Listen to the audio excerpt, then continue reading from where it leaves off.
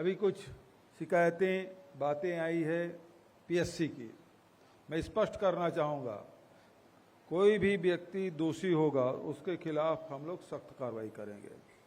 पहली बात तो सुन लीजिए। दूसरी बात यह है, शिकायत मिले तो सही, अभी केवल पेपरबाजी चल रहा है, राजनीतिक दल के लोग बयानबाजी कर रहे हैं। अभी तक के कोई भी जो एग्ज़ाम दिए हैं उसकी तरफ से कोई शिकायत मिली नहीं है। यदि शिकायत मिले, एक एक शिकायत की जांच करवाऊंगा मैं। किसी का अधिकार छीनने का किसी को भी अधिकार नहीं। जब आप परीक्षा दिए ला रहे हैं, मेहनत कर रहे हैं, आप में योग्यता है, आप पात्रता रखते हैं, तो उसका लाभ मिलना चाहिए। यदि कोई गड़बड़ी हुई है तो उसके खिलाफ जांच भी करेंगे, दोषी पाया जाएगा तो उसके खिलाफ कार्रवाई की जाएगी। मैं छत्तीसगढ़ के युवाओं के साथ हूं, ये मैं स्पष्ट कर देना चाहता हूं। लेकिन साथियों से, युवा साथियों से ये भी कहना चाहता हूं, छत्तीसगढ़ी में एक कहावत है, कौआ कान ल ले गे कि कोनो किस, तो कौआ के पीछू पीछू भागना नहीं है, पहले कान ल टमर ले। कान अपन जगह में है तो कौआ कान ल ले गे कर कौआ पाछू पाछू भागे ले, तो ये काम नहीं होना चाहिए। पहले कान ल देख ले, हाबे नहीं है तो भाग, और हाबे तो काबर भाग में।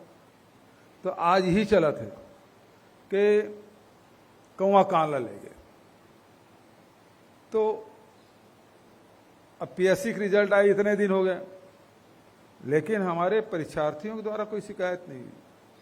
शिकायत होगी, मैं फिर से दोहरा रहा हूं, मैं रिपीट कर रहा हूं, यदि वाजिब शिकायत मिली, यदि साथियों ने शिकायत की, चाहे वो शिकायत गलत हो सही हो, सबकी जांच मैं कराऊंगा और दोषी पाने पर दोषी व्यक्ति के खिलाफ कार्रवाई भी करूंगा। तो इस मामले में निश्चिंत रहिए आप।